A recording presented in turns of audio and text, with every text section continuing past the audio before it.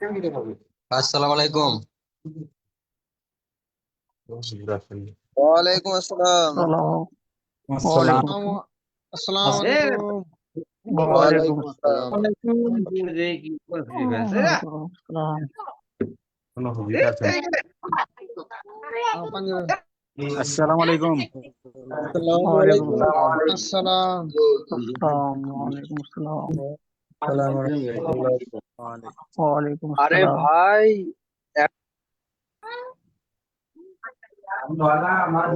সালাম দাদিন। হুজুর ফির কোথায় গেল? পুরো বুঝিয়ে দিছে, তাও একে একে সালাম দিয়ে যাচ্ছে, সালাম দিয়ে যাচ্ছে।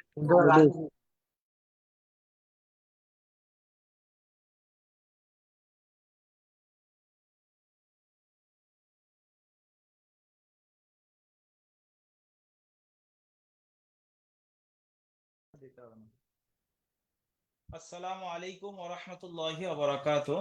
আশা করি আপনারা সবাই ভালো আছেন, কিন্তু আপনাদের একটা রুলস যেটা বলে দিয়েছি সেটা কোনোদিনও আপনারা আমল করবেন না হয়তো আমি জানি। যে লাইভে আসবেন মিউট করে বসে থাকবেন, এটা আপনাদের জন্য অনেক কষ্টকর জিনিস। আপনারা আসবেন, সালাম করবেন, চিল্লামিল্লি করবেন, এটাই হয়তো আপনাদের ভালো লাগে, কিন্তু আমার ওটা ভালো লাগে না। আমি আপনাদের মানা করেছি, আপনারা শুনবেন কি না শুনবেন সেটা আপনাদেরই ব্যাপার। তারপরেও যে আমি রেগে যাব, লাইভ বন্ধ করে দেবো এমনটাও নয়। তবে আশা করি আপনাদের মধ্যে অনেকেই এখানে আছেন, বা বেশিরভাগই আছেন বুঝদার। তো নেক্সট বার আমার এই জিনিসটার আর ঘোষণাও না করতে হয় যে আপনারা আসবেন মিউট করে বসে থাকবেন, আমি সালাম করলে তবে উত্তর দেবেন, আপনি সালাম করবেন না, হই উল্লাহ করবেন না, হুজুর কোথায় গেল, এইসব খোঁজাখুঁজি করছেন হুজুর কোথায় গেল। হুজুর যদি না থাকতো তাহলে এখানে লিঙ্কটা দিত কে, বা আসতো কি, আপনারা আসতেন কিভাবে? হয়তো হুজুর ভিডিওটা অফ রেখেছে, দারুল আমাল একাডেমি লেখা দেখা যাচ্ছে, আবার এটা হচ্ছে কি অন করে দিলে হুজুরের ছবি দেখছেন। তো এটা হুজুরকে খুঁজছেন আপনি, এসে চেল্লামেল্লি করে যে হুজুর কোথায় গেল, হুজুর কোথায় গেল। হুজুর যদি না লিঙ্কটা পাঠাতো আপনারা আসতেন কিভাবে? আছে নিশ্চয়ই হুজুর। এটা খুব সিম্পল জিনিস, হ্যাঁ। তো আশা করি দ্বিতীয়বার আমার বলতে হবে না। হুম। আর যদি বলতে হয় তাহলে আর কি, আফসোস আমার নিজের। তো আজকের এসছি উদ্দেশ্য নিয়ে কোরআন তাফসির। কোরআন তাফসিরের অনেক ভাই আবেদন করেছিলেন যে ফালাক, নাস আর এখলাস এটার একটু রিভাইজ করলে ভালো হতো, কেন এর তাফসিরটা আমাদের জিন্দেগির সাথে অনেক জড়িত আছে। তো আজকে ওটুকু হবে, কিন্তু সামনের সবক যে ছেড়ে যাবে তাও নয়। সামনের সবক আজকের কুল ইয়া আইয়ুহাল কাফিরুন, সূরা কাফিরুনের তাফসির আছে। তো দুটোই আজকের মেনটেন করব, আপনারা শুনুন, খুব ভালো লাগবে কোরআনের তাফসিরের ক্লাসে।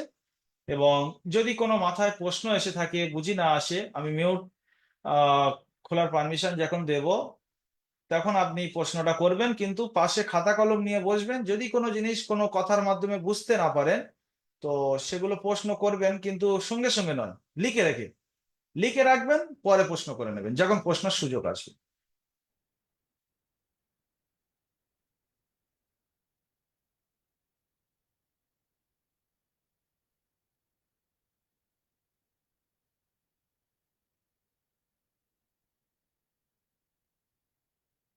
أعوذ بالله من الشيطان الرجيم।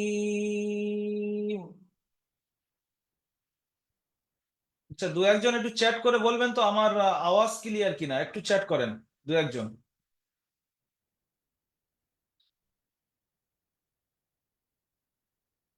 আচ্ছা, আচ্ছা, ওকে, চলে এসছে। ঠিক আছে, আর চ্যাট করতে হবে না, ওকে, অনেক ওকে এসছে। হুম। সূরাতুল কাফিরুন মাক্কিয়া। বিসমিল্লাহির রহমানির রহিম। قل يا أيها الكافرون لا أعبد ما تعبدون ولا أنتم عابدون ما أعبد ولا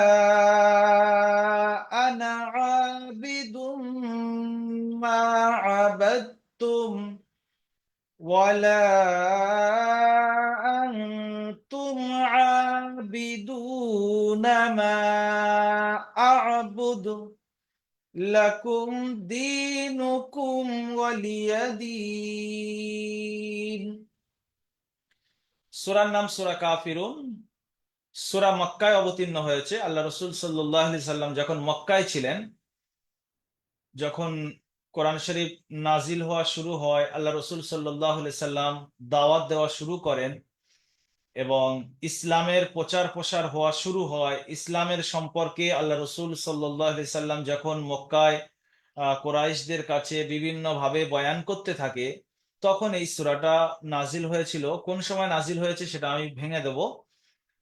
এর মধ্যে 6টি আয়াত রয়েছে। আয়াতুহা 6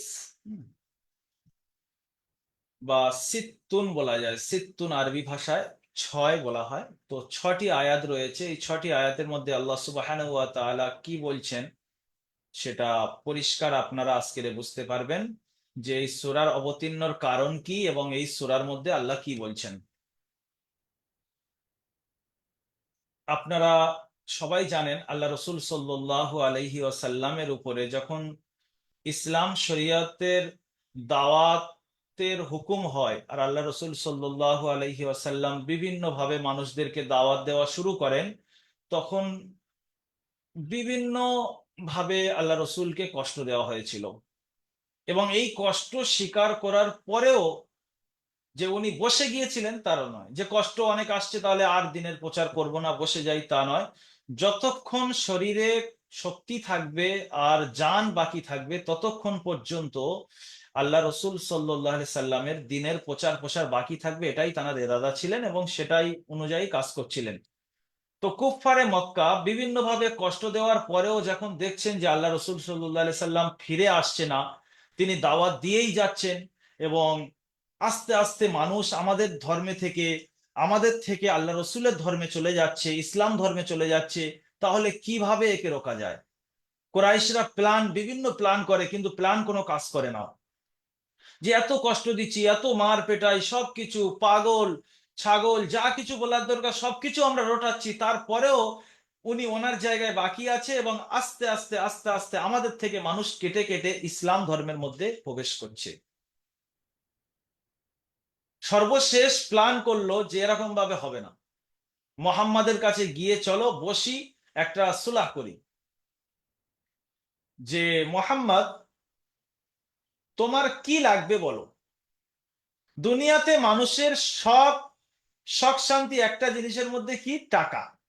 তো সর্বপ্রথম অফার দিল যে আপনি এক কাজ করেন, আরবের মধ্যে কুরাইশদের মধ্যে সব থেকে বেশি মাল তোমাকে দিয়ে দেওয়া হবে এবং তোমাকে মানুষ মালদার হিসেবে চিনবে, তুমি তোমার কাজ থেকে বিরত আসো।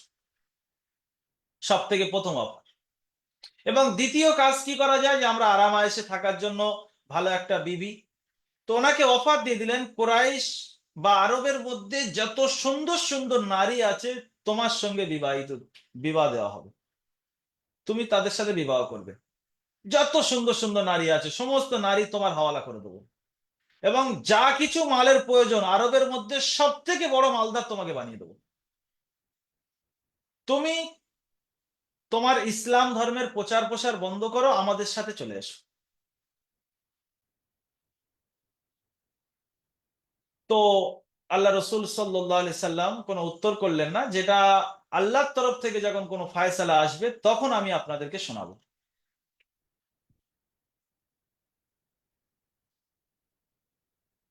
ওনাকে আরো একটা অপশন দিলেন, যদি আপনি এটা না করেন, ওরা জানে যে এটা আল্লাহ রসুল মেনে নেবে না, তারপরেও লোভ দেখিয়ে দেখছে কি করা যায়, ক্যাপচার করা যায় কিনা। তো যদি আপনি এটা না পারেন তো এটাই তো করেন যে আপনি আমাদের ধর্মের সবকিছু মেনে নিয়ে চলবেন 1 বছর এবং আমরা সবাই আপনার ধর্মে গিয়ে 1 বছর মেনে নিয়ে চলব। মানে 1 বছর 1 বছর, দুটোর মধ্যে আপনি কোনটা করবেন বলেন? আপনি ইসলাম ধর্মের প্রচার প্রসার বা আমল করা সবকিছু ছেড়ে দেবেন, আমাদের ধর্মে 1 বছর করবেন, আর আমরা সবাই মিলে গিয়ে আপনার ধর্মে 1 বছর করব। তাহলে এটা হবে যে কোনটা, ওরা তো আল্লাহ রসুল তো জানে আমার ধর্মটাই সঠিক, ইসলাম ধর্ম হলো হক ধর্ম, সঠিক ধর্ম, আল্লাহ ঘোষণা করে দিয়েছেন। এবং এটাও বলে দিয়েছেন যেটা হক সেটা একদিন না একদিন জাহির হবে, আর যেটা বাতিল সেটা মিটে যাবে। এবং সেটাই হয়েছে, যে বাতিল পুরো মিটে। এর আগের সূরাত তাফসিরে আপনারা শুনেছেন ফাতাহে মক্কা, তো পুরো বাতিল মিটে গিয়েছে এবং জয়লাভ করেছে কারা? ইসলাম ধর্ম জয়লাভ করেছে।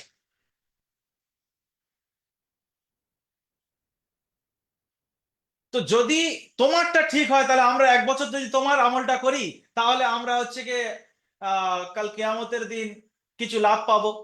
আর যদি আমাদেরটা ঠিক হয়, তাহলে তুমি 1 বছর আমাদেরটা করলে তুমিও কিয়ামতের দিন লাভ পাবে। এইরকম ভাবে কথাবার্তা চলছে। তো আল্লাহ রসুল পুরো পরিষ্কার জানিয়ে দিয়েছেন যে আল্লাহর তরফ থেকে যখন কোনো ফায়সালা আসবে তখন আমি আপনাদেরকে জানিয়ে দেবো। এরকম ভাবে তো বলা যাবে না, এর অ্যান্সার দেওয়া যাবে না। এখন ওপর থেকে ঘোষণা হচ্ছে সূরা কাফিরুন, কুল ইয়া আইয়ুহাল কাফিরুন। হে নবী, আপনি ওই সমস্ত কুরাইশের কাফিররা যারা আপনার কাছে এসে দাওয়াত দিচ্ছে তাদেরকে বলেন, এ কাফিররা।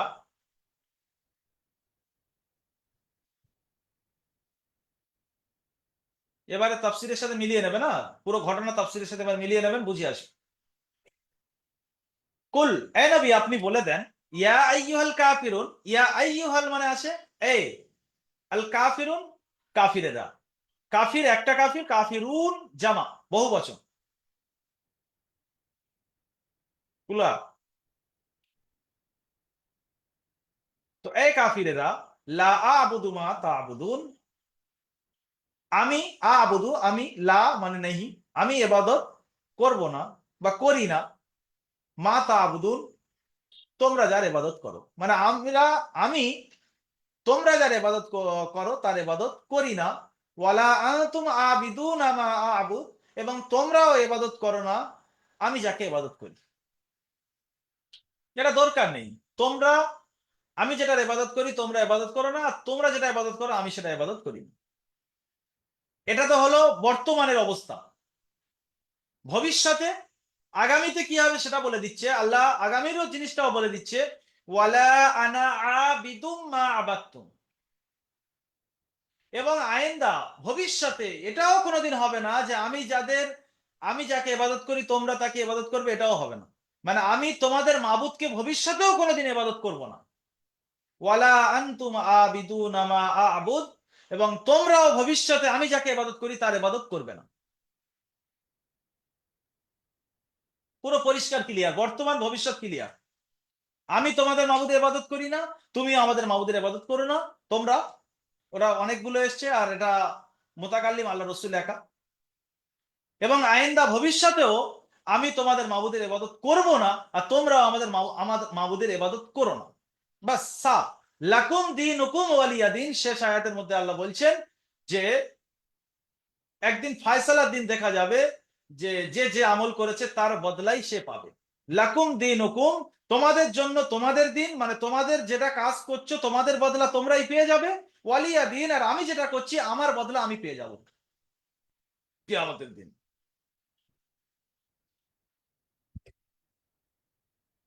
এই সূরা থেকে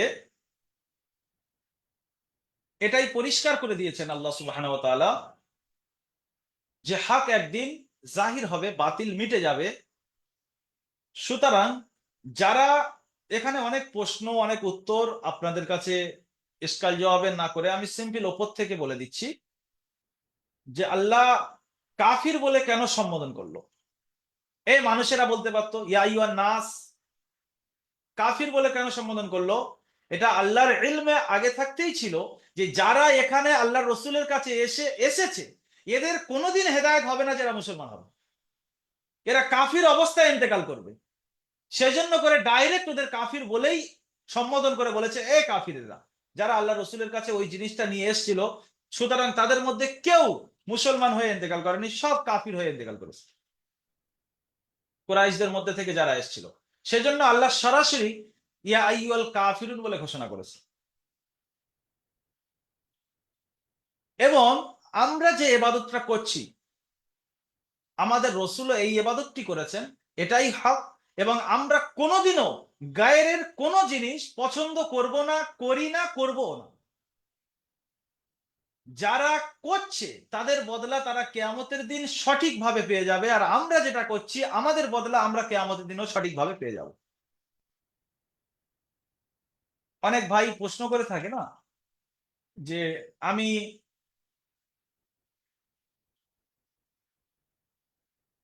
আল্লাহ, আপনাদের একটু বসে থাকেন না ভাই, কেন আমার স্ক্রিনটাই শেয়ার করে দিচ্ছেন, ফের আপনি আপনার স্ক্রিনটাই শেয়ার করে দিচ্ছেন, কেউ আবার লিখছে বসে বসে।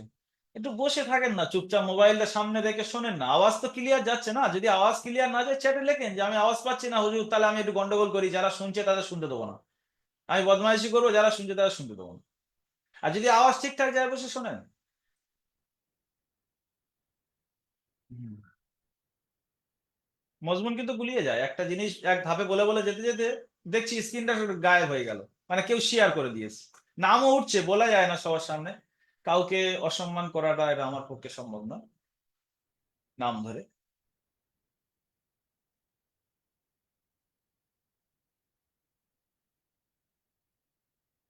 তো অনেক ভাই যারা প্রশ্ন করে থাকেন যে 4 বার 5 বার 6 বারও একটা মানুষকে বললাম শুনলো না, তো আমাদের করণীয় কি? আমাদের করণীয় শুধু বলার দায়িত্ব। হেদায়েতের মালিক আল্লাহ। আমরা কোরআন শিখছি, হয়তো কোনো ভাইকে বললাম, কোনো আমার রুমেই থাকে, ভাই আপনিও কোরআন শিখতে পারেন, এখানে কোরআন শেখা সম্ভব, আমি শিখেছি। এখন সে যদি 5 বার 6 বারেই বলেছেন, আপনি এনকার করে দিয়েছেন, আপনি কোনো হুকুম লাগাতে পারবেন না তার উপরে যে ভাই আপনার অবস্থা কি হবে আল্লাহ ছাড়া কেউ জানে না, এরকম বদদোয়া স্বরূপ বা কোনো কথা। বরঞ্চ এটা করা, আল্লাহ কাছে হাত তুলে দোয়া করা যে আল্লাহ, যেরকম আপনি আমাকে হেদায়েত দিয়েছেন তাই আমি আজকের কোরআনের ক্লাসে বসতে পেরেছি, যদি আপনি হেদায়েত না দিতেন আমি জীবনেও বসতে পারতাম না। কি বুঝতে পারতাম? সবাই অন্তর থেকে একটা বলেন, আমরা কি বুঝতে পারতাম? পারতাম না। আল্লাহর হেদায়েত আমার উপরে এসেছে, আল্লাহর নেক নজর আমার উপরে এসেছে, আল্লাহর মহাব্বত ভালোবাসা আমার প্রতি আছে, আল্লাহ আমাকে ভালোবাসে, তাই আজকের আপনার অন্তরে এই নুরানিয়া জিনিসটা দেওয়ার চেষ্টা করছে। ওকে হেদায়েত দেয়নি তাই ও আসতে পারছে না, তার জন্য দোয়া করা। 5 বার 6 বার দাওয়াত দেওয়ার পরে অনেক ভাই আমরা কি করি, মুখ থেকে বদদোয়া স্বরূপ বা অনেক খারাপ ভাষা বেরিয়ে যায়। না, তাদের জন্য আরো আমরা দুটো হাত তুলে দোয়া করব, যাতে করে তারা 5 ওয়াক্ত নামাজ পড়ে, ইসলাম শরীয়তের যে কানুনগুলো রয়েছে সেগুলো মেনে চলে, কোরআন শরীফ তেলাওয়াত করা শেখে। কারণ কোরআন শরীফ তেলাওয়াত করাও নামাজ পড়া যেরকম ফরজ, এটা জানবেন যে কোরআন শরীফ তেলাওয়াত করা ফরজ, কিন্তু এটা মানুষ মাথায় নেয় না। মানুষ মনে করে আমি শিখতে পারিনি, থাক আমার সন্তানকেই শেখাও, কিন্তু এটা সম্পূর্ণ রং। যেরকম নামাজ না পড়লে হিসাব হবে, কোরআন না জানলে হিসাব হবে। আরেকটা জিনিস, কোরআন না জানলে নামাজটা বা কিভাবে শুদ্ধ হবে? নামাজের মধ্যে কোরআন তেলাওয়াত করা কি সুন্নাত না ওয়াজিব না ফরজ? কি যার নজদিক যা কিছু হতে পারে, তারপরেও এটা বলবো জরুরি, কোরআন শরীফ তেলাওয়াত না ছাড়া নামাজ শুদ্ধ হয় না, এটা সবাই বলবে। সে 1 আয়াত হোক আর 3 আয়াত হোক আর 5 আয়াত হোক, নামাজ আপনি পড়বেন না, নামাজের মধ্যে আপনার কোরআন শরীফের তেলাওয়াত অশুদ্ধ, কোরআন শরীফ আপনি জানেন না, চুপচাপ এরকম হাত বেঁধে আছেন আর রুকু করছেন না সেজদা করছেন, এটা একটা প্যাটার্ন, এটা কোনো নামাজ? যে নামাজের মধ্যে শুদ্ধ কোরআন তেলাওয়াত নেই, সে নামাজের কি কোনো জান আছে? তাহলে নামাজ ছাড়া দুনিয়াতে, নামাজ যেরকম আমার দুনিয়া থেকে উঠে যাওয়ার পরে সঙ্গে সঙ্গে ফার্স্ট হিসাব হবে, বলেছে কিসের? নামাজের হিসাব হবে। আর নামাজের হিসাবে যদি কারের সঠিক পেয়ে যায়, তার জন্য একটা খুশখবরি কি দেওয়া হয়েছে, যে হতে পারে এমন আল্লাহ যদি রহম করে বিনা হিসেবে জান্নাত দিতে পারে। আর যদি সেই নামাজটা শুদ্ধ করার জন্য আমি কোরআনটা যদি শুদ্ধ না করি, তাহলে বেকার। তো তো আমরা জানারা এখানে এসছি আর যারা আসতে পারছেন না, তাদের জন্য কোন রকম কুভাষা, কুমন্তব্য বা জিনিস যেন আমার অন্তরে টাচ না করে। শুধু এতটুকু যে তাদের যখন নাম মনে আসবে অন্তর থেকে আল্লাহর কাছে দোয়া করবো, আল্লাহ আপনি যেরকম আমাকে হেদায়েত দিয়েছেন, আমি আলিফ জানতাম না, বা জানতাম না, আজকের এখানে আলিফ বা পড়তে পারছি, কোরআন শরীফের একটা সূরা পড়তে পারছি, কোরআনের একটু তাফসীর জানতে পারছি, আল্লাহ আপনি এই সূরাটা কেন নাজিল করেছেন সেটাও জানতে পারছি। তো আমার ওই সমস্ত ভাই যারা আজকের কোরআন থেকে দূরে, ইসলাম থেকে দূরে, নামাজ থেকে দূরে, মসজিদ থেকে দূরে, তাদেরকেও আপনি এখানে নিয়ে আসেন। এতটুকু করা যাবে, এর থেকে বেশি বাড়াবাড়ি কিছু করা যাবে না। যারা যে কাজ করছে তাদের হিসেব লাকুম দীনুকুম ওয়ালিয়া দিন। যারা যে কাজ করছে তাদের সেই কাজের অবশ্যই তাদের হিসাব দিতে হবে, হিসাব ছাড়া কোনো কথা হবে না। তাহলে আপনি যে কাজটা করছেন সকাল থেকে সন্ধ্যা পর্যন্ত, এর হিসেব আপনাকেই দিতে হবে, আর অন্য কেউ করছে ওর হিসেব ওর দিতে হবে। তাহলে আমি যদি এটা সকালবেলা একবার ভেবে নিই যে আল্লাহ সুবহানাহু ওয়া তাআলা বলেছেন যে যার ব্যক্তিগত হিসাব সেইটা দিতে হবে, তাহলে আমার সকাল থেকে সন্ধ্যা পর্যন্ত যে কামাইটা হবে সেটা যেন হালাল হয়। অন্যজন খাবে আর তার জন্য আমি হারাম জায়গায় ইনকাম করে অন্যর জন্য তুলে দেবো, এরকম অনেকে আছে বিবি বাচ্চা রুজি দেওয়ার জন্য হারাম পথে পা বাড়িয়ে দেয়, হারামের দিকে হাত বাড়িয়ে দেয়। বিবি বাচ্চা সুখে রাখার জন্য লোনে চলে যায়। কেন?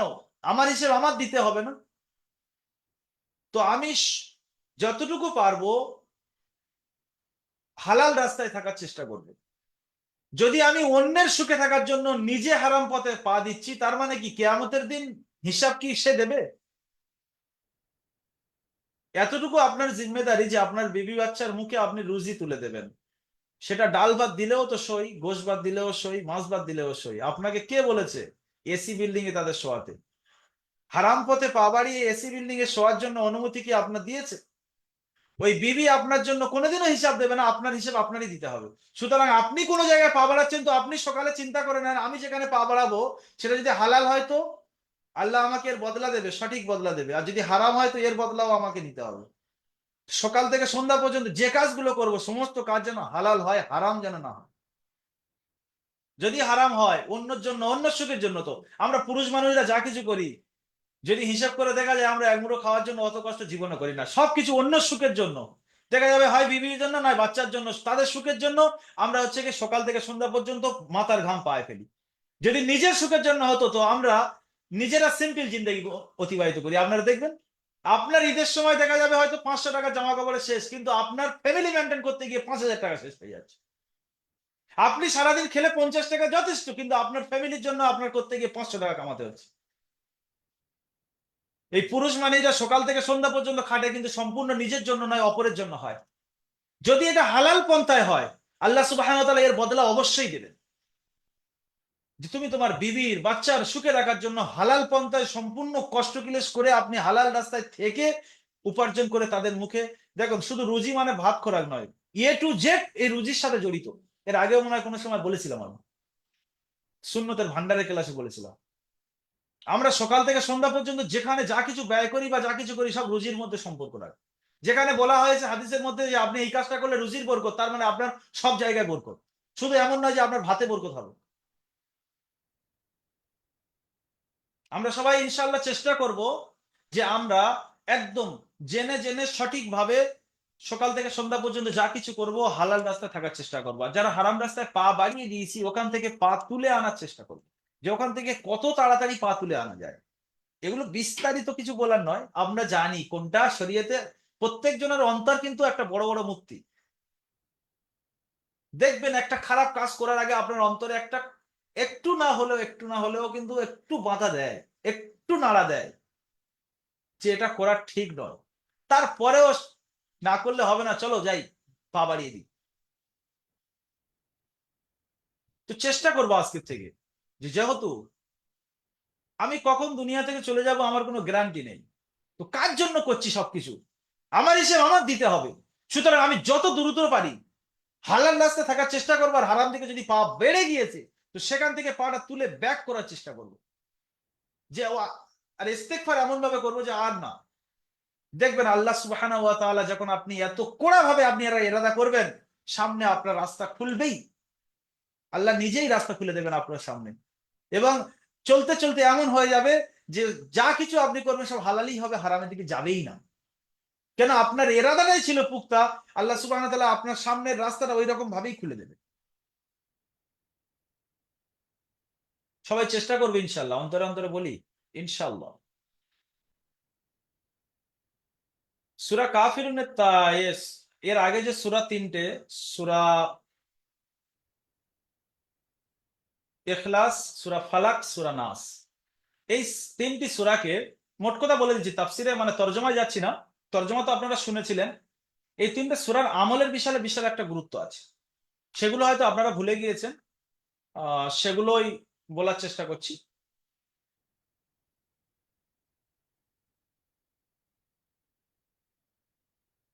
এই তিনটে সূরাকে সূরা মুআওয়াযাত বলা হয়। এই তিনটে সূরার একসঙ্গে সমষ্টিগত বলা হয় মুআওয়াযাত।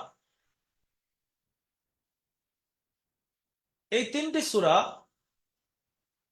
আমলের দিক থেকে এত গুরুত্বপূর্ণ যে আপনি যদি সকালে এবং সন্ধ্যায়, আমি যেমন আমল করি ফজরের নামাজের পরে ওই মুসাল্লায় বসে, আর মাগরিবের নামাজের পরে ওই মুসাল্লায় বসে, সুন্নাত নামাজ পড়ার পরে মাগরিবের আর ফজরের ফরজ নামাজ পড়ার পরে, তাসবিহাত আদায় করার পরে তিনটি সূরা আমরা পড়ে নিই। পড়ে নেওয়ার পরে আমরা হাতে ফুঁক মারি, ফুঁক মেরে মাথায় থেকে নিয়ে পা পর্যন্ত সর্ব জায়গায় আমরা হাত বুলিয়ে নিই। এবং আমাদের বাড়িতে যে বাচ্চারা রয়েছে তাদেরকেও এই আমল করিয়ে দিই। আমরা পড়ে নিয়ে ফুঁক দিয়ে তাদের গায়ে হাত বুলিয়ে দিই। তো আপনারা যারা দারুল আমল একাডেমিতে প্রায় 6-7 অধিক মানুষ এই 2025 সালে যে রমজান মাসে কোরআন ধরেছেন, সবাই প্রায় আম্মা পাড়ার শেষের দিকে বা মাঝখানের দিকে চলছেন, মানে এই তিনটে সূরা হয়ে গিয়েছে। যদি আপনার মুখস্থ না থাকে, কমসে কম যদি আপনার মোবাইলে থাকে, দেখে দেখে পড়ে যদি আপনারা এই আমলটা করেন, বা আপনার বাচ্চার গায়ে, আপনার ওয়াইফের গায়ে যদি আমরা এই ফুঁকটা মেরে দিই পড়ে, কোন জিন্নাত ক্ষতি করতে পারবে না, জিন্নাতের আসর কোনো কাজ করবে না, শয়তানের কোনো শয়তানি কাজ চলবে না, কোনো মানুষ যদি জাদু করে, জাদু করবে মনে করে, করতে পারবে না। মোট কথা আপনি সর্বদিক থেকে আপনি হেফাজত থাকবেন। সকালে পড়লে সকাল থেকে সন্ধ্যা পর্যন্ত আপনি ফারিস্তারা আপনাকে হেফাজত করবে, এবং সন্ধ্যায় পড়লে সন্ধ্যায় থেকে নিয়ে সকাল পর্যন্ত আপনাকে হেফাজত করবে। কেউ আপনাকে কোনো ধরনের কোনো ক্ষতি করতে পারবে না, চাই সেটা মানুষ হোক, চাই জিন্নাত হোক, চাই শয়তান হোক, কেউ কোনো ক্ষতি করতে পারবে না কোনো দিক থেকে। সুতরাং আমরা যে আজকের অনেক মানুষ, মনে করেন 50% বেশি মানুষ এই সমস্ত পেরেশানিতে লিপ্ত, এবং তারা সবসময় খুঁজে বেড়াচ্ছে যে কোন জায়গায় গিয়ে, কোন গুণিনের কাছে, কোন আলেমের কাছে, কোথায় গিয়ে এই জিনিসগুলো সমাধান করা যায়। আজকে আমার ব্যবসায় বরকত নেই, এই ক্ষতি করে দিয়েছে, আজকে আমার রুজি বরকত নেই, এত খাচ্ছি, যাচ্ছে কোথায়, এই সমস্ত সমস্যায় সব মানুষ ভুগছে। তার একটাই কারণ জানেন, যে আমরা শয়তানের নজর থেকে আমাদের জিনিসটাকে আড়াল করতে পারিনি, জিন্নাতদের নজর থেকে আড়াল করতে পারিনি, বা যারা মানুষ রূপে দুনিয়াতে ঘুরছে কিন্তু খবিস, তাদের নজরটাই খবিস। আপনি কিছু করবেন, আপনার যদি একটা গাড়ি থাকে না, রাস্তার কোলে আপনি গাড়িটা রেখেছেন, সে চিন্তা ভাবনা করবে ইয়ে তো আমার সাথেই ঘুরতো, তাই এর হঠাৎ এই গাড়িটা কোথায় থেকে এলো। তো ও চেষ্টা করবে না যে এর কাছে প্ল্যান নেই যে কিভাবে কি করলে আমার একটা গাড়ি হবে, এই চেষ্টা করবে না, কিন্তু কিভাবে কি করলে তোমার গাড়িটা ক্ষতি হবে সেই চিন্তা করবে। গাড়ির চাকার ভিতরে একটা পিরেক মেরেতে চলে গেছে। মানুষ রূপে এরা ঘোরে, কিন্তু এরা মানুষ রূপে মানুষের নামে দুনিয়াতে ঘুরছে, সবকিছু আছে, হাত পা মুখ সব আছে, কিন্তু খবিস। এরা শয়তান, এক ধরনের শয়তান। এরা অন্যের ক্ষতি করার জন্য ঘোরে, নিজের কিভাবে ওই জিনিস আসবে এটা চেষ্টা করেন। আপনার পুকুরে ভালো মাছ আছে, তাহলে ওর ঘরে কিন্তু একটা পুকুর আছে, ওর ঘরে পুকুরে মাছটা কিভাবে হবে, যে ছেঁচে দিই, ছেঁচে নিচে ভালো করে মাটিটা তুলে দিই, দিয়ে খোল দিই, পুকুরে নিচে জমিনটা শুকাই, শুকিয়ে ফের যেরকম ফিশারি ওয়ালারা করে। আমরা তো আমাদের এখানে ফিশারি নেই, শুনেছি, তবে আমি মেদিনীপুর সাইড থেকে শুনেছি যে তারা অনেক মেহনত করে অনেক মাছ করে, মাছ চাষ করে। এখন নিয়ে চেষ্টা করবে, আপনার পুকুরে এত মাছ শুধু ঘাবি কাটছে, আপনি খোরাক দিচ্ছেন, দেখছে টোপ কেটে খাচ্ছে, তাহলে আমার পুকুরে মাছ নেই, এর পুকুরের মাছগুলো কিভাবে শেষ করা যায় এই চিন্তা করবে, আমার পুকুরে কিভাবে মাছ হবে এই চিন্তা করবেন। তো এটা মানুষ রূপে খবিস, এদের নজর থেকেও আড়াল করার জন্য আপনাকে আমল করতে। সেজন্য বলেছিলাম যে সকালে আর সন্ধ্যায় এই আমলটা অবশ্যই করবেন, আপনি অনেক জিনিস থেকে হেফাজত। অনেক জিনিস থেকে হেফাজত থাকে। আর আমি যে সুন্নাহদের যে দোয়া মুখস্থ করাচ্ছি না, দোয়া মুখস্থ করাতে করাতে আপনাদেরকে এমন জায়গায় নিয়ে যাব যে আপনি সকাল সন্ধ্যে এমন এমন দোয়া আছে সেগুলো পড়লে আপনার কেউ কোনো ক্ষতিই করতে পারবে না, এরকম দোয়া আছে। এবার দোয়াগুলো আস্তে আস্তে স্টেপ বাই স্টেপ মুখস্থ করিয়ে করিয়ে নিয়ে যাবো। যেহেতু নামাজটা হলো নামাজটা শুদ্ধ করা জরুরি, নামাজের দোয়াগুলো শুদ্ধ করা জরুরি, তাই নামাজের দোয়াগুলো আগে দিচ্ছি। নামাজ, ওযু এগুলো হয়ে যাওয়ার পরে, খাওয়া দাওয়া, ওঠা বসা, চলাফেরা এগুলো হয়ে যাওয়ার পরে ওই সমস্ত জিনিসগুলো নিয়ে আসবো। আপনাদের স্টেপ বাই স্টেপ অনেক দূরে নিয়ে যাবো। আপনারা শুধু সপ্তাহে একটা করে দোয়া মুখস্থ করেন, আর কিছু করতে হবে না। আপনার টেনশন করতে হবে না যে ওগুলো কখন মুখস্থ করবো, ওই চিন্তা না। যেটা দিয়েছি ওইটা মুখস্থ করে সাপোর্ট অ্যাডমিনকে শুদ্ধভাবে শোনান। আর ফালাক, নাস আর এখলাসটা, এটাও এই তিনটে সূরাটা মুখস্থ করার চেষ্টা করেন যাদের মুখস্থ নেই। আশা করি এই বয়সে 99% মানুষের মুখস্থ থাকে, কিন্তু অশুদ্ধ থাকে। কিন্তু শুদ্ধ করার জন্য আপনাদের সাপোর্ট রয়েছে। আর যারা নুরানি কায়দা পড়ছেন, এখানে ক্লাসে আছে, তারা কিন্তু এখন চেষ্টা করবেন না যে ওই তিনটে সূরা মুখস্থ করার। খবরদার খবরদার, শুনে শুধু রেখে দেন। যখন আপনি কোরআন ধরবেন, 1 মাস তো টাইম লাগে না, নুরানি কায়দার দিকে এখন শুধু ফোকাস থাকবে। যারা নুরানি কায়দা পড়ছেন, কোরআনের দিকে এখন কোনোভাবে মাথা নিয়ে যাওয়া যাবে না যে আমি কোরআনের ওই তিনটে সূরা মুখস্থ করবো, আজকের থেকে আমল করবো না। এতদিন আমল করেননি, একদিন আমল করতে হবে না, এটা মাথায় রাখবেন। কোরআনের তাফসিরে এসে আপনার মাথা কাজ করেছে আমার সূরা পড়তে হবে, এখন নুরানি কায়দা বাদ দিয়ে সূরায় চলে গিয়েছে, জিন্দেগি পুরো অন্ধকার হয়ে যাবে। আপনার ফোকাস থাকবে আমি নুরানি কায়দা শেষ করব, তারপরে কোরআনে যাব। নুরানি কায়দার যতগুলো কায়দা বয়ান হচ্ছে, মিম সাকিনের কায়দা হোক, নুন সাকিনের কায়দা হোক, প্রথমে মুফরাদাত হোক, তারপরে মুরাক্কাবাত হোক, তারপরে হারাকাতের কায়দা, তারপরে হচ্ছে কি হুরুফে মাদ্দার কায়দা, হুরুফে লিনের কায়দা, এগুলো ছাড়া আপনি কোরআন শুদ্ধ পড়তে পারবেন না। আপনি কুলিয়া আইয়ুল কাফিরুন হোক, ফালাক হোক, নাস হোক, ইখলাস হোক, ওখানে গেলেই শুধু এইসব কায়দাগুলো হবে। তাহলে আপনার ওখানে শুদ্ধ না হলে আপনি সারা জীবন চেষ্টা করলে কিন্তু কোরআন শুদ্ধ হবে না। যে সমস্ত মানুষরা নুরানি কায়দা পড়েনি আর কোরআন শুধু বাংলা দেখে দেখে মুখস্থ করে, ও যদি লাইফ টাইম চেষ্টা করে, আমি গ্যারান্টি দিচ্ছি ওর কোরআন কোনোদিন শুদ্ধ হবে না। কিন্তু যারা 1 মাস নুরানি কায়দা শেষ করে কোরআন পড়ছে, তারা এত সুন্দর সুন্দর সূরা মানে রিভিউ দিচ্ছে। দেখেন আমাদের পেজে গিয়ে দেখবেন, এক একটা মানুষকে আমরা নিয়ে আসছি লাইভ এবং কোরআন পড়াচ্ছি, এত সুন্দর পড়ছে। বা সাপোর্টে মাঝে মাঝে গিয়ে আমি শুনি যে ছাত্রদের কোয়ালিটি কিরকম হচ্ছে, দেখি সেই কোয়ালিটি অনুযায়ী তো আমাকে চেঞ্জ করতে হবে। তো সেখানে সাপোর্টে গিয়ে দেখছি ছাত্ররা এত সুন্দর কোরআন শরীফ শোনাচ্ছে, মানে জীবন ঠান্ডা হয়ে যাবে। যে সবে মাত্র কোরআন ধরেছে, 10টা 12টা সূরা হচ্ছে, তারা এত সুন্দর পড়ছে, এত তর্স। এর ফায়দা এই জন্য হচ্ছে যে আপনারা শুক্রবার পিছন থেকে বারবার যে শোনাচ্ছেন, আর আমাদের হয়তো একটু কষ্ট হচ্ছে, শুক্রবার মেসেজ দেখলে আপনার নিজের মাথা খারাপ হয়ে যাবে। এক একটা মানুষ 30টা 40টা করে ভয়েস করে পুরা পিছন থেকে শোনাচ্ছে, আমরা তারপরেও সাপোর্ট আমাদেরকে অবজেকশন করে, এত মেসেজ কি হবে হুজুর? কষ্ট হলেও করতে হবে। এনারা জানতো না, জানার জন্য এসছে, এনাদের সারা দিন রাত মেহনত করে শেখাতে হবে, কিচ্ছু করার নেই। তার জন্য আমি আপনাদেরকে 24 ঘন্টা সাপোর্ট দিয়ে যাবো, যা কিছু প্রয়োজন আমি মেটাবো, আপনারা আমার ছাত্র যা কিছু প্রয়োজন মেটাতে হবে। সব এরকম ওয়াদাবদ্ধ হয়ে আছে। কোনো হুজুর বলতে পারবে না যে হুজুরের কাছে কোনো প্রবলেম যে নিজের সমাধান করে না। আমি সমস্ত হুজুরের সমস্যা সমাধান করব, কিন্তু ওনাদের একটা দায়িত্ব, আমাদের ছাত্রদের সমস্যা সমাধান করতে হবে। এর সমস্যা কি, যে এরা জীবনে কোনোদিন কিছু জানে এই বয়স পর্যন্ত, না নামাজ জানে, না দোয়া জানে, না কোরআন জানে, না কিচ্ছু, শুধু দুনিয়ায় থেকে এরা ছিল। এনারা আজকে আশা করে আমাদের কাছে এসছে, এনাদেরকে পুরো শিখিয়ে দিতে হবে ইসলামের উপর চলার জন্য কি কি দরকার। এদের যা কিছু প্রয়োজন তোমরা সমাধান করবে, তোমাদের যা কিছু প্রয়োজন আমি সমাধান করব।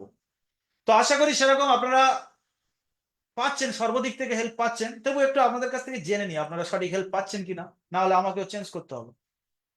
সাপোর্ট থেকে মেসেজে রিপ্লাই পাচ্ছে কিনা, বা হেল্পে জানিয়ে রিপ্লাই পাচ্ছেন কিনা, বা আপনারা সার্ভিস থেকে খুশি কিনা, একটু আমাকে ক্লিয়ার করে জানাবেন। যে একটু 2-4 জন বলেন। জি পাচ্ছি। আলহামদুলিল্লাহ সুন্দর, আলহামদুলিল্লাহ খুব খুশি। আলহামদুলিল্লাহ সুন্দর পাইছি। হুজুর জি জি ভালো ভালো পাইছি। জি হুজুর পাচ্ছি, খুব ভালো হচ্ছে। কোনো দিকে অসুবিধা হচ্ছে না। হুজুর আলহামদুলিল্লাহ ভালো পাচ্ছি হুজুর। জি আলহামদুলিল্লাহ। আলহামদুলিল্লাহ। জি আলহামদুলিল্লাহ। খুব ভালো হয়েছে। সার্ভিস কোথাও দিবে না। ভালো হয়েছে হুজুর। জি, ভালো আমি আসলে খুব মাশাআল্লাহ, আপনাদের কথা শুনে ভালো লাগলো, এবং আমাদের এই সমস্ত কথা শুনলে আমাদের মেহনত আরো বেড়ে যায়, এবং আমাদের দিনরাত এক করে মেহনত করতে ভালো লাগে। কেন আপনাদের আমি মাদ্রাসার সাথে আপনাদের একটু মানে কারোর খারাপ বয়ান করছি না, আপনাদের মাদ্রাসার সাথে একটু পার্থক্য বয়ান করছি। আমরা নিজেরা মাদ্রাসার শিক্ষক ছিলাম, এখন আর সময় দিতে পারি না। এই গত বছর পর্যন্ত ছিলাম, রমজান, এই রমজান যে গেল, রমজানের আগ পর্যন্ত ছিলাম মাদ্রাসা জুড়ে, একটা করে ক্লাস করে চলে আসতাম। এখন এতটা চাপ হয়ে গিয়েছে এবং আপনাদের নিয়ে এতটা খেদমত করছি, মানে দোয়ার বই লিখে কমপ্লিট করলাম, রমজান মাসে নুরানি কায়দাও লিখেছি, যেটা এখন নুরানি কায়দা ছাত্ররা পড়ছে, এটা আমি নিজে লিখেছি। এখনো কাজ চলছে, যেটা ছাপাইনি, ছাপিয়ে আপনাদের কাছে পাঠাও। এখনো 2-4 জায়গায় ভুল বেরোচ্ছে, মানে টাইপিং ভুল, এটা সেটা ভুল বেরোচ্ছে, সেগুলো সংশোধন হচ্ছে। মাসনুন দোয়ার কিতাব লিখেছি, সেটাও ইউটিউবে একটা ভিডিও যাচ্ছে, দেখবেন পার্ট পার্ট, যারা আমাদের কাছে ভর্তি কমপ্লিট করে পড়ছে না তাদের ফায়দার জন্য একটা ভিডিও যাচ্ছে, প্রতিদিন একটা করে পার্ট যাচ্ছে, অন্তত ওইটা থেকে যদি শেখে। বা যারা কোরআন শরীফ তেলাওয়াত করতে জানে, কায়দা কানুন সব ভুল, কোথায় দাঁড়াবে জানে না, কোথায় গুন্না করবে জানে না, কোথায় টান দেবে জানে না, সব সমান করে পড়ে। তো অন্তত যদি এইসব ছোট ছোট 5 মিনিটের ভিডিওগুলো দেখে যদি তারা শুদ্ধ করে নিতে পারে। তো বিভিন্ন ভাবে আমার টার্গেট হলো যে 18 বছরের ঊর্ধ্বের মানুষ যারা বাল্যকালে মাদ্রাসা মক্তবে গিয়ে শিখতে পারেনি, তাদেরকে শুদ্ধ করানো, সহি করানোর জন্য যত সময় দিতে ও সময় কম পড়ে যায়। সকাল 6টায় ফজরের নামাজের পরে এমনি গোসল টোসল করে আসতে 6টা 6:30 বেজে যায় অফিসে, এসে ওই থেকে এখন রাত 11টা 11:30, কখনো 12টা হয়ে যায়, ঘরে মধ্যখানে ঘরে যাওয়ারও সময় পায় না, সারাদিন খেদমত করে যাচ্ছে।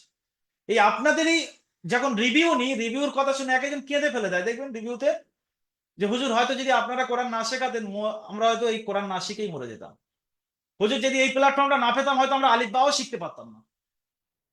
এর আগে হুজুর অনেক প্ল্যাটফর্ম খুঁজেছি, খুঁজে পাইনি, হুজুর খুঁজে পেয়েছি তো অনেক অনেক ধোকা দিয়েছে, পড়াতে পারেনি, সাপোর্ট দেয়নি, আমাদের কথা শুনতো না, আমরা শুধু ক্লাসে ক্লাস করতাম, শোনানোর জায়গা থাকতো না। তো এই সমস্ত কথাগুলো যে আপনারা বলেন, ওগুলো আমরা শুনি, শোনার পরে আমাদের খিদমতে জজবা আরো বেড়ে যায়। যান যতক্ষণ থাকবে ততক্ষণ পর্যন্ত এই সমস্ত মানুষ যারা পিপাসিত, এনাদেরকে শেখাতে ভালো লাগে। কিন্তু মাদ্রাসার সাথে ডিফারেন্স এটা বলবো, বলাটাও ঠিক নয় লাইভে, তারপরে বলছি, যেহেতু আপনাদের ছেলেপুলেরা মাদ্রাসায় যায়, আপনাদের ছেলেপুলেরাই মাদ্রাসায় যায়, তারা কিন্তু নিজের ইচ্ছায় যায় না, হয় কেউ জোর করে দিচ্ছে, আর যদি বা কেউ ইচ্ছা করে যায়, সে আরো অন্যান্য নোংরা ছেলেদের সাথে মিশে কিরকম একটা কালচার এসে যায়। এই নুরানি কায়দা শেষ করতে গিয়ে জোর করে পড়িয়ে একটা শব্দ দুটো শব্দ দিয়ে 6 মাস 1 বছর এক একটা ছাত্র লাগিয়ে দেয়। এবং এরকম রিপোর্ট আছে যে একটা ছাত্র 2 বছর থেকে 3 বছর মাদ্রাসা আছে, তবু নুরানি কায়দা পড়ছে। এবং যদি শোনে যে আজকের ক্লাস হবে না, তো এতটা খুশি হয় তারা যে আজকের ক্লাস হবে না, মানে মারাত্মক কিছু একটা ব্যাপার, আনন্দ। কিন্তু আমাদের এখান থেকে যদি লিঙ্ক যেতে 1 মিনিট দেরি হয়, ওর সাথে ডিফারেন্স করছি, সঙ্গে সঙ্গে আমার কাছে বা সাপোর্টে বা হেল্পলাইনে মেসেজ চলে, হুজুর আজকের কি আমাদের ক্লাস হবে না? হুজুর আমি তো অনেকক্ষণ থেকে বসে আছি, পড়া করেছি, আমি হুজুরকে আজকে পড়া শোনাবো, বা হুজুর আজকে নতুন পড়া দেবে, নেব। এবং হুজুরের কাছে এসে আমাদের যেটা নিয়ম, নতুন পড়া হুজুররাই পড়ে না, ছাত্রদের দিয়েই পড়ায়। সে ভুল হলেও হুজুর বলে দেবে ঠিক আছে, কিন্তু ছাত্ররা পড়বে, হুজুর ঠিক ঠিক করে দেবে। এটা নিয়ম শুরু থেকে চলছে, চলবে, কারের ভালো লাগুক না লাগুক এটা চলবে। অনেকে অবজেকশন করে, হুজুর হুজুর পড়বে, আমরা শুনবো, আমরা কেন পড়বো, আমরা সবাই নতুন শিখছি। তারপরেও আমি শুনি না, না ছাত্ররা হুজুরের সামনে এসে পড়বে। তো এখানে ডিফারেন্সটা দেখেন, এক জায়গায় ক্লাস না হলে খুশি, আর এক জায়গায় ক্লাসের লিঙ্ক একটু যেতে দেরি হচ্ছে, তার জন্য করে চতুর্দিক থেকে মেসেজ আসছে, ছটপট করছে, অন্তরের মধ্যে একটা চাহাত আশা যে আজকে ক্লাস করবো, ক্লাসটা হবে না, আজকে একটু কোরআনের একটা শব্দ হয়তো এক্সট্রা শিখবো, একটা নুরানি কায়দার শব্দ এক্সট্রা শিখবো, আজকে ক্লাসটা হবে না। এই যে আপনারা ইচ্ছাটা দেখান, এটা সম্পূর্ণ একটা ডিফারেন্স করে আমাদের খিদমতে জজবা আর বেড়ে যায়। এবং আমাদের এর মধ্যে থেকে অনেক টিচার এমন আছে যারা মাদ্রাসায় হাফ টাইম ক্লাস করে এবং এখানে এসে হাফ টাইম ক্লাস করে।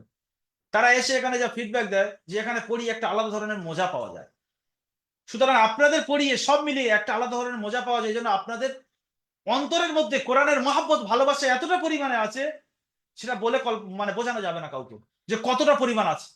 এবং আমরা এই যে খিদমত করছি, অনেকে বলে যে অনলাইনে খিদমত করছে, এরা ব্যবসা করছে, আমাদের কমেন্টেও দেখবেন অনেকে গালিগালাজ করে দেয়, আমরা ওগুলো দেখি আর একদিক থেকে একটা চোখ দিয়ে দেখি আর একটা চোখ দিয়ে বের করে দিই, বা একটা কান দিয়ে শুনি আর একটা কান দিয়ে বের করে দিই। কেন তারা এই পরিস্থিতিতে জানে, অনেকে বলে যারা ব্যবসা করছে, অথচ বলতে নেই লাইভে এটা, কিন্তু এখনো পর্যন্ত একাডেমি দেনদারে আছে। মানুষের এটা অভিজ্ঞতা নেই যে অফলাইনের অনলাইনের মধ্যে খরচের ডিফারেন্সটা কত। এই শুধু 3টে ডিভাইস এসছে গত এই সপ্তাহের মধ্যে, 70,000 টাকা দাম, 3টে ডিভাইসের দাম। কিন্তু মানুষের একটা আইডিয়া নেই যে 70,000 টাকা হলে অফলাইনে মাদ্রাসায় 100 ছেলের হচ্ছে গিয়ে 2 মাস বোর্ডিং খরচা চলে যাবে, গ্রাম থেকে চাল ফাল এসে হয়ে যাবে। কিন্তু এখানে যে কি পরিমাণে খরচ হয়, আর আমরা যে ডেলি 20 টাকা একটা ছাত্রের কাছ থেকে নিচ্ছি, এটা যে কি ব্যবসা, তারা কিন্তু হিসাব লাগায় না, আন্দাজে আমাদের গালিগুলো শুরু করে দেয়। কিন্তু আমরা সম্পূর্ণ আপনাদের এই যে কোরআনের মহব্বত আর ভালোবাসা আছে, তাই আপনাদের মুখের দিকে আমরা খেদমতটা করে চালিয়ে যাচ্ছি এবং আগে বেড়ে যাচ্ছি। এবং 500 টাকা যেটা ভর্তি ফিস আপনাদের কাছে ভেঙে বলে দিই, আপনারা যেহেতু ভর্তি হয়ে গেছেন আপনাদের কাছে বলে দিচ্ছি, একটা করে ফেসবুকে মানে মানে ভিডিও চালিয়ে আর আপনাদেরকে নিয়ে আসতে এক একজনের পিছনে 300 টাকার ঊর্ধ্বে খরচ হয়ে যায়। ফেসবুকে আর ইউটিউবে যে একটা চলে আপনার কাছে গিয়েছে যে আপনি কোরআন জানেন না এবং আমরা আপনার কাছে ওই ভিডিওটা পাঠিয়েছি যাতে করে আপনি কোরআন শেখার জন্য আসেন, এক একটা মানুষের কাছে ভিডিও গিয়েছে 300 টাকা করে খরচ হয়ে যায়। সারাদিনে 5000 থেকে 6000 টাকা ফেসবুকে দিতে হয়, 5, 6, 7, তখন কি হবে, আবার একটা লিমিট নেই। ওর থেকে আমরা হয়তো দেখা যাচ্ছে 20টা ছাত্র ভর্তি হলো, 20টা ছাত্র ভর্তি হলে কত হয়, 10,000, 7,000, 8,000 টাকা এমনি চলে গেল। ওটা ভাগ মেরে দেখেন 300 টাকার ঊর্ধ্বে এক একটা ছাত্রকে নিয়ে আসতে খরচ।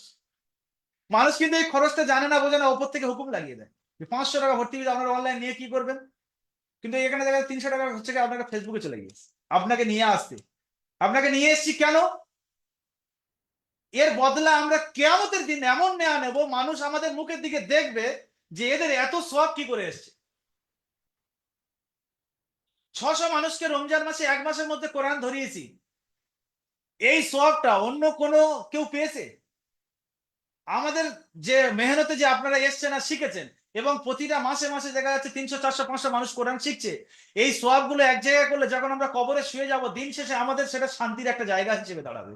এবং আপনারা শিখবেন, কাউকে শেখাবেন, আপনারা বলবেন, কেউ এসে আবার পড়বে, সে এখানে হোক অন্য কোথাও হোক, এই সম্পূর্ণ চেন সিস্টেমে এমন হয়ে যাবে পুরো পশ্চিমবাংলার কর্মব্যস্ত মানুষ কোরআন পড়বে, তাদের সব সওয়াব আপনাদের কম হবে না, তারপরেও আমাদের কাছে পৌঁছাবে। এই জিনিসটার দিকে লক্ষ্য করে আমাদের শুধু এই খিদমতটা, বাকি এছাড়া অন্য কোনো কাজ কারবার করলেও তো দিন চলে যায়। এক মুঠো খেতে গেলে বা বিবি বাচ্চাকে এক মুঠো খাওয়াতে গেলে এত কিছু হেডেক নেওয়ার প্রয়োজন পড়ে না। এটা শুধু উখরাবি বা আল্লাহর কাছে আল্লাহর মহব্বতের পাত্র হওয়ার জন্য, কবরে শান্তিতে থাকার জন্য, আখিরাতে শান্তিতে থাকার জন্য এই দিনদার মেহনত ওলামা সমাজ করে, প্রত্যেকটা ওলামা সমাজ। না হলে ওই এক মুঠো খাওয়ার জন্য আর বিবি বাচ্চার মুখে এক মুঠো রুজি দেওয়ার জন্য যথেষ্ট হচ্ছে কি 5-6 ঘন্টা মেহনত করা, এই সকাল থেকে নিয়ে রাত 11টা পর্যন্ত বকবক করার জন্য কোনো দরকার পড়ে না, প্রয়োজন পড়ে না। তারপরেও আপনারা সব সময় একটু দোয়া করবেন আমাদের জন্য, আমাদের যথেষ্ট। এবং যারা পাশ থেকে অনেক কিছু বলে ওদের কথা সাইড করে দিতে হবে, শুনলে চলবে না। আমি আমার রূপ ধরে আগে বাড়তে হবে। এটার থেকে আপনাকেও একটা হেদায়েত নেওয়া দরকার যে আপনি যে কাজে কামে আছেন, কেউ পাশ থেকে কিছু বললো ওটা আপনাকে দেখলে হবে না, আপনাকে আপনার রাস্তায় আপনার যেটা আপনার যেটা রুট ম্যাপ সেটার অনুযায়ী আপনাকে চলতে হবে, দেখবেন আপনি কামিয়াব হবেন, সাকসেস হবেন। কে কোথায় কি বললো ওটাতে দিয়ে কান দেওয়া যাবে না। সবাই ভালো থাকবেন, আজকের এই পর্যন্ত। এবং আপনাদের জন্য সুখবর, আরো একটা লাইভ বাড়াবো প্রশ্ন উত্তর নেওয়ার জন্য, আর প্রশ্ন উত্তর নিয়ে সেখানে ক্লাস করব। সেটা প্রশ্ন উত্তর, যে আপনাদের সারাদিনে অনেক প্রশ্ন উত্তর থাকে, কারের নামাজের প্রশ্ন, কারের কোরআনের প্রশ্ন, অনেক কিছুর প্রশ্ন থাকে, সেগুলো হল করার জন্য। আর কোরআনের তাফসির আর সুন্নতের ভান্ডারের ক্লাসে আমি শুধু সিম্পল ক্লাস করব, বেরিয়ে যাব। তবু আজকেকার যে তাফসির সম্পর্কে 3 জন হাত তুলেছেন, আর বেশি জন হাত তুলবেন না। যদি কোনো ইম্পর্টেন্ট প্রশ্ন থাকে আজকেকার লাইভ সম্পর্কে এটা বলবেন একটু। আমি খুলে দিচ্ছি মিউট, যার প্রয়োজন সেই মিউটটা খুলবেন, বাকি সবাই মিউট করে রাখবেন, আনমিউট কেউ করবেন না, করলে একটা চেল্লামিল্লি হবে। হুজুর আসসালামু আলাইকুম, আমার একটা কোশ্চেন ছিল। আচ্ছা, তারা হুজুর আসসালামু আলাইকুম, আমার একটা প্রশ্ন ছিল। হাত যারা তোলেনি আমি প্রশ্ন নেবো না। হাত তোলা শেখেননি কেন? হাত তোলা শেখেন? এখনো পর্যন্ত হাত তোলা শেখেননি? আচ্ছা, মাহিম ভাই বলেন।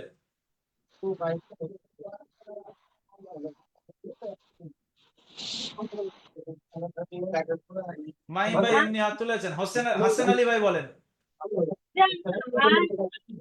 আসসালামু আলাইকুম হুজুর।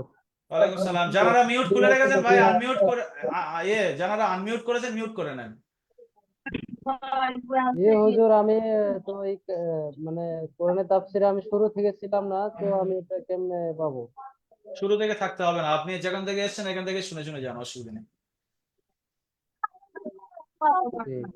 হুম। আচ্ছা, আর আমার একটা জানার বিষয় ছিল।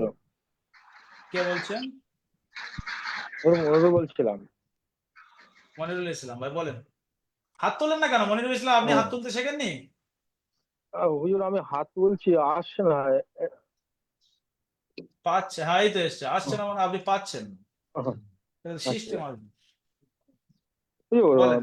একটু সাবজেক্টটা একটুখানি বাইরে ছিল, বলবো কি হুজুর? পার্সোনাল হোয়াটসঅ্যাপে বলেন, ক্লাস থেকে বেরিয়ে আমার হোয়াটসঅ্যাপে মেসেজ করেন। সবারকে বলার কি দরকার? পার্সোনাল যেহেতু ক্লাসের বাইরে জিনিস, মানে নামাজের ব্যাপারে হুজুর, এই জন্য আর কি। ওটা পার্সোনালে বলেন, আমার পার্সোনালে বলেন, আমি হল করবো। তাফসিরের ব্যাপারে, আজকেকার তাফসিরের ব্যাপারে কোনো প্রশ্ন হলে নেবো, তাছাড়া না। তাফসিরের ব্যাপারে কার কি প্রশ্ন আছে বলেন। বুঝতে পারিনি তাফসীর এই জায়গায় বুঝতে পারিনি বা ওই জায়গায় কিছু সমস্যা বলেন। আসসালামু আলাইকুম হুজুর। ওয়ালাইকুম আসসালাম, রমজান ভাই বলেন। জি হুজুর, আমার আজকে যেটা ছিল যে দোয়া পড়ার যে ব্যাপারটা ছিল, কোন কোন সূরা এটা আমার মাথাতে আসলো না। আপনি অনেকবার আমি চেষ্টা করলাম যে আপনার কথাটা কিন্তু ফালাক, আপনি আজকে নাস, কোনোটাই ইখলাস। বলেননি।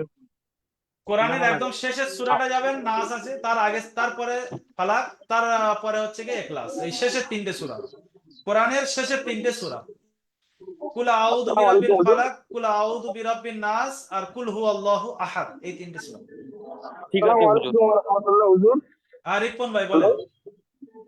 হুজুর বলতেছি যে সূরা সূরা কাফিরুনে ওয়ালা আনা আবিদুম আবাদতুম, আনা যে আছে ওখানে কি টান হবে? ওখানে টান হবে না। ক্লাস টিচারের কাছে জিজ্ঞাসা করবেন কেন টান হবে না। ওটা তাফসীরের মোতাল্লিক নয়, ওটা কেন টান হবে না কায়দার মোতাল্লিক। ওটা ক্লাস টিচারের কাছে হল করে নেবেন। চলেন, আরো কেউ আছে? স্পিকিং। হুজুর আসসালামু আলাইকুম। ওয়ালাইকুম আসসালাম, নাসির ভাই বলেন। জি বলছিলাম আমি কুরবানির ব্যাপারে জানতে চাইছিলাম, আপনি যদি বলেন তাহলে বলবো।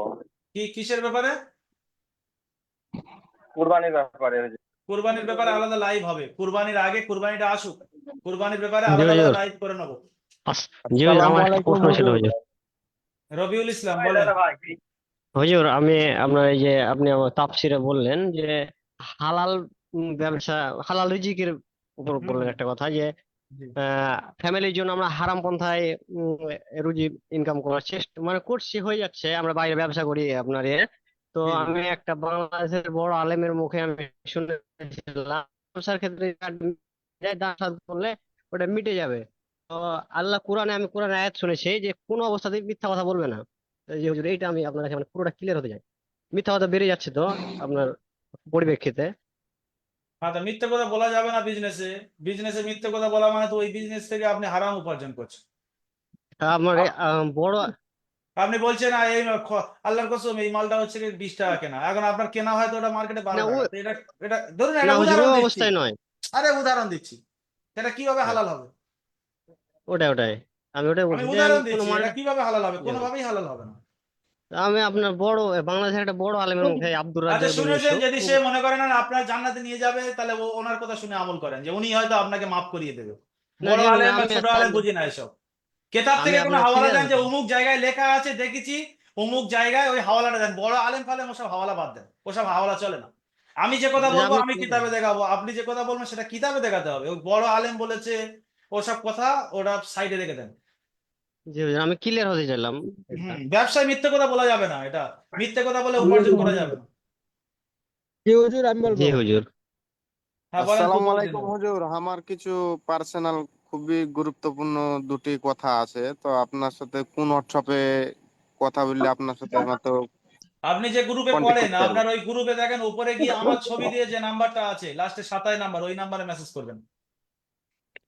হুম। আমার ছবি আছে দেখবেন, আমি কম্পিউটার সামনে করে নিয়ে একটা বসে আছে, একটা ছবি আছে, ওই নাম্বারেই আপনি ক্লিক করলেই দেখবেন মেসেজটা আমার কাছেই আসছে।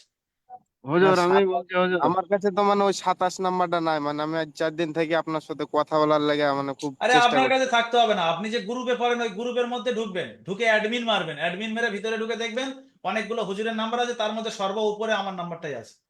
যে হুজুর, আমার কিছু প্রশ্ন ছিল। আচ্ছা আচ্ছা। হাসেন আলী ভাই বলছেন না শামসাদ ভাই আসসালামু বলছেন? আলাইকুম জি আমি হুজুর, হাসান আমাদের আলী এখানে বলছি। আজান হচ্ছে, আমি তাই অনলাইন থেকে বেরিয়ে যাচ্ছি।